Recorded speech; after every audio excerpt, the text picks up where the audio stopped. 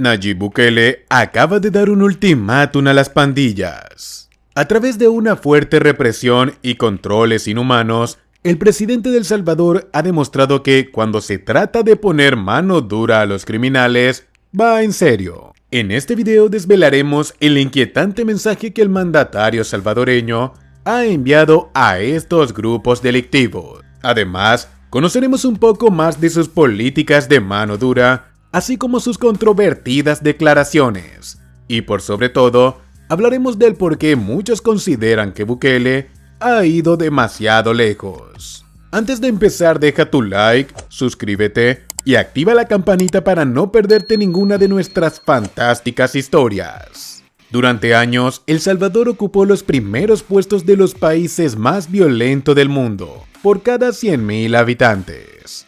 Ha habido dos picos históricos de homicidios en la nación. El primero en 1995, alcanzando los 141.72, y el segundo en 2015, con 105 homicidios.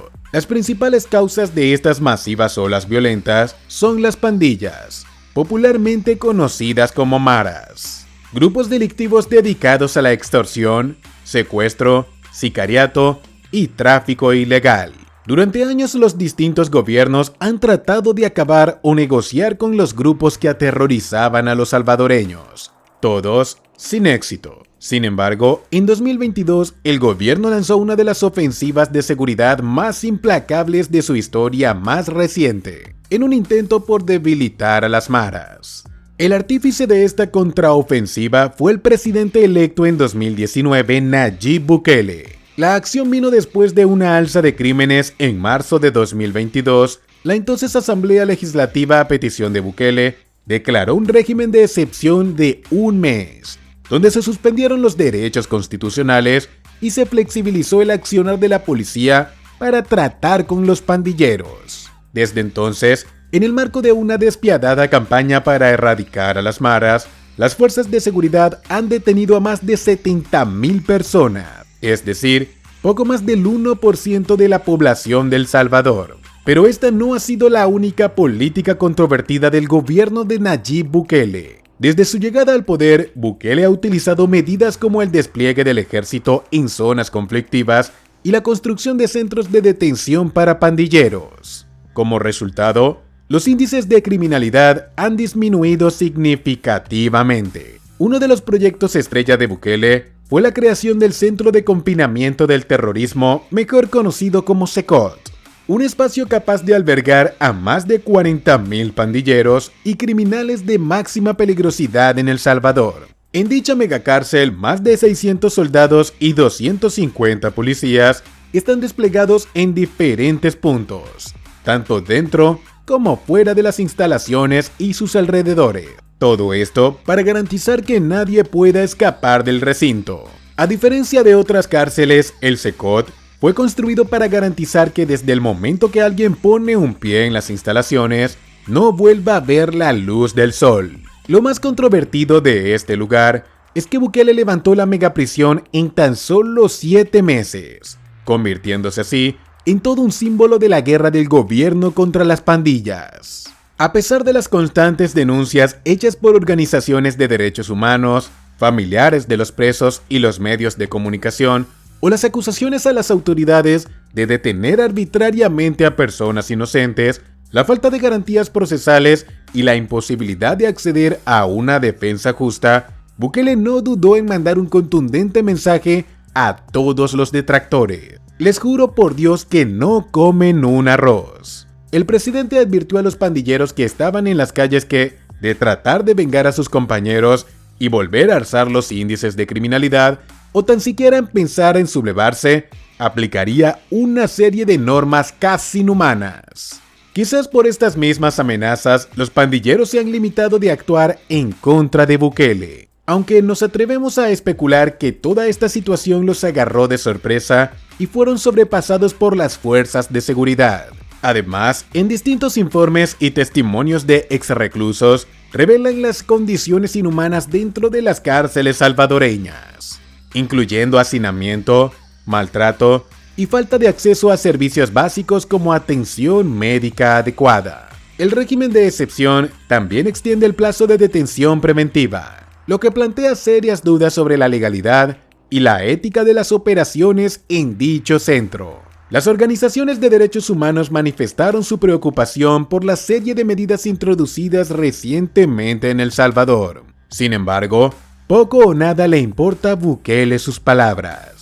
Sin lugar a dudas, estamos frente a un contexto nunca antes visto en términos de violación de los derechos humanos. Cifras que pudieran alcanzar los límites, pero que el gobierno se niega a dar una buena voluntad. Según opositores y detractores del régimen de Bukele, no existe forma de contrastar los datos oficiales, pues todos estos son proporcionados por el gobierno. La información de centros penales, cantidad de reos, nombre de reos, cuántos están ubicados en qué centros penales, todo eso ha sido ocultada por este gobierno. Si bien antes al menos sabíamos cuál era la distribución de reos en el país, ahora no es así. Rapados, descalzos y uniformados, en imágenes y videos hemos visto cómo estos reclusos son hacinados como ganado en distintas cárceles de El Salvador. Desde que Bukele impuso las normativas de mano dura, estos reos perdieron cualquier vestigio de libertad. Nada de sábanas, almohadas, cubiertos o cualquier otra cosa. 2 comidas al día a lo mucho. Con suerte, 3. Siempre frijoles, tortilla y un vaso de refresco. En estos centros penitenciarios no existe la rehabilitación, solo la condena perpetua. Por no hablar de la estructura del propio SECOD, el cual dificulta la comunicación entre celdas y reos, siempre custodiados por policías y militares. En cada cámara, una estructura metálica similar a un estante funciona como camarote, con 4 pisos de alto y 5 espacios de largo, sin ninguna división entre los puestos de cada nivel. También afirman que este régimen de excepción ha provocado que los policías lleven a cabo torturas en contra de los reclusos. Además, se dice que hay fosas comunes que incluyen a las más de 150 personas que han muerto en las cárceles. Ahora bien, pese a las críticas hacia Bukele y la instauración del SECOD, para la población general esto ha sido una bendición. Durante años, la población no ha podido gozar de libertades tan simples como el de usar una prenda sin considerarse de una facción, dándole un respiro a comunidades anteriormente invadidas por estos grupos. La respuesta de la población. El poco interés que poseen los ciudadanos para exigir un mayor nivel de transparencia es consecuencia de la aceptación de la población a las políticas de Bukele, según el periodista del medio El Faro, Carlos Martínez. El presidente Bukele encuentra su mayor fortaleza en el respaldo casi unánime de la población salvadoreña a su figura, además del apoyo a la implementación del régimen de excepción. Las casas encuestadoras independientes de El Salvador estiman que aproximadamente un 80% de la población salvadoreña respalda el régimen de excepción y sus frutos.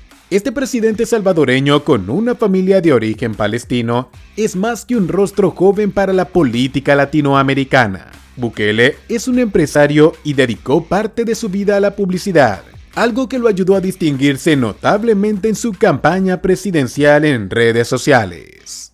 La llegada del salvadoreño marcó un antes y un después en la política del país, representada por su cercanía con la comunidad y su fuerte discurso contra el crimen organizado, algo que ha ido acabando a pasos agigantados.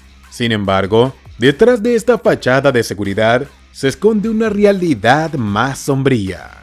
Entender las intenciones de Bukele por instaurar un régimen de excepción y promover la creación del Centro de Confinamiento del Terrorismo es adentrarse en la relación entre el gobierno y las pandillas en El Salvador. Si te está gustando el video, recuerda darle like, suscribirte y activar la campanita de notificaciones.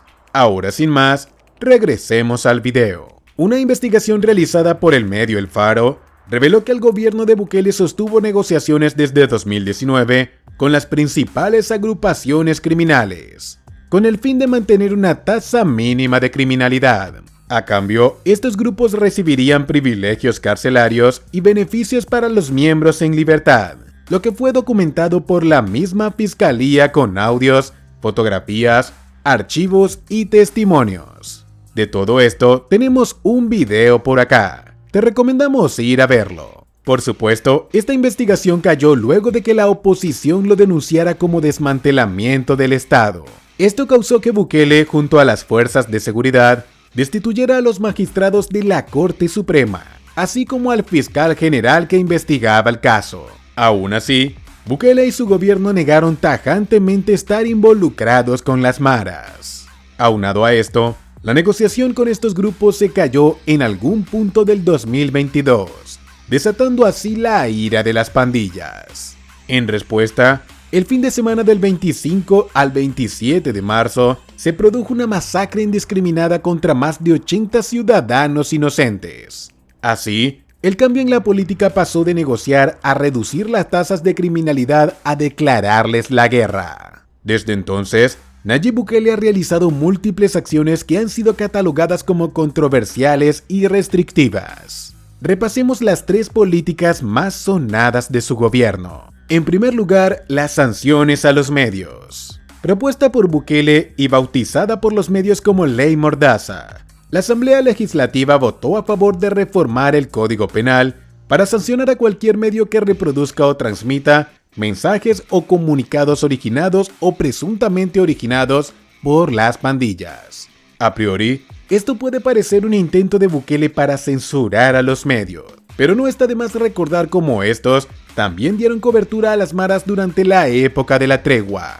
No obstante, la Asociación de Periodistas de El Salvador, APES, mencionó que prohibir al periodismo reportar la realidad que viven miles de personas que habitan en comunidades controladas por las pandillas no surtirá ningún efecto en las vidas de las personas, sino que creará un espejismo que no es fiel a la verdad. Además, no mencionar a las pandillas tampoco las hará desaparecer. A cualquiera que incumpla esta ley, deberá cumplir con 10 a 15 años de prisión. Prohibición de grafitis. Entre las reformas se incluye la sanción a cualquiera que elabore y reproduzca propaganda, mensajes, señales o grafitis alusivos a las pandillas. Cualquiera que incumpla esta ley será condenado con una pena de 10 a 15 años de prisión. Con esta ley, también vino la destrucción de los símbolos existentes de las maras, una acción que volvió a causar rechazo de las organizaciones de derechos humanos. Sin embargo, el mismo Bukele aseguró que no vulneraba a las familias o a los difuntos, solo buscaba acabar con los símbolos de las pandillas y cualquier intento de idolatrarlos. Cuando los alemanes querían erradicar el nazismo, prohibieron por ley toda la simbología nazi, así como los mensajes, apologías y todo lo que fuera dirigido a promocionar el nazismo, escribió Bukele en una red social. En un video se puede ver a los reclusos destruir decenas de sepulturas con insignias e imágenes de la MS-13 y Barrio 18. Los encargados de destruir la simbología de pandillas en los cementerios fueron reos que están resarciendo de esa manera el daño que han ocasionado en el país, refirió Bukele. Por último, reutilización de bienes y armas. También se aprobó la iniciativa a usar el armamento, dinero y bienes incautados a las pandillas para luchar contra ellas mismas. De esta forma, el dinero obtenido por las extorsiones se utilizará para dotar de armas y vehículos a los policías que combaten a los criminales. Con el mismo dinero que causaron luto a la población, con ese mismo dinero van a tener que responder ante la justicia, celebró Alexia Rivas, diputada de Nuevas Ideas. En última instancia, el éxito de las políticas de Bukele y de su megacárcel SECOD ha dado como resultado el respiro a toda una población cansada de la violencia. La rapidez con la que estas políticas han proliferado en el país centroamericano han obligado a los pandilleros a huir al extranjero o a esconderse dentro de El Salvador. Inclusive, se han visto casos de algunos pandilleros cubriéndose los tatuajes que representan su unión a estos grupos criminales. El mismo Bukele subió a sus redes sociales fuertes imágenes de pandilleros con zonas quemadas de su cuerpo o en proceso de cicatrización, haciendo alarde de los desesperados intentos de estas personas para evitar la captura y su condena en el país. Es innegable que frente a las críticas y preocupaciones de las organizaciones internacionales y algunas salvadoreñas, el mandatario sigue contando en su país con el aplastante apoyo de la mayoría de la población.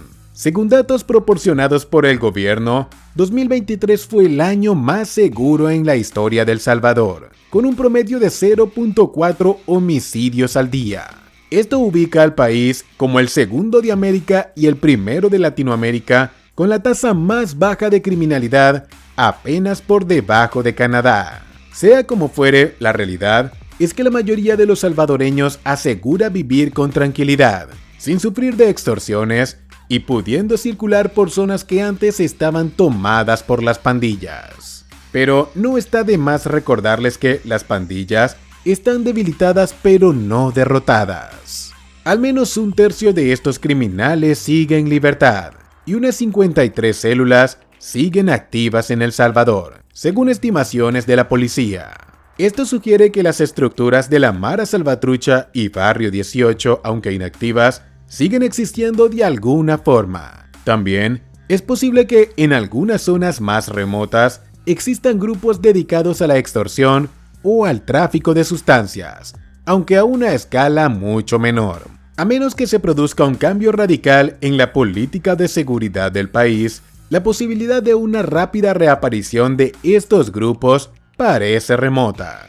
Pero las carencias sociales y económicas que alimentaron el crecimiento de las mismas antes de la entrada de Bukele persisten en los barrios que alguna vez formaron parte de sus dominios. Es cuestión de tiempo para un resurgir, no como lo llegamos a conocer, pero sí un rebrote. En contraparte, el gobierno de Bukele busca una manera efectiva de atraer la atención hacia el país y demostrarle al resto del mundo que El Salvador ya no es la nación peligrosa que fue hace años.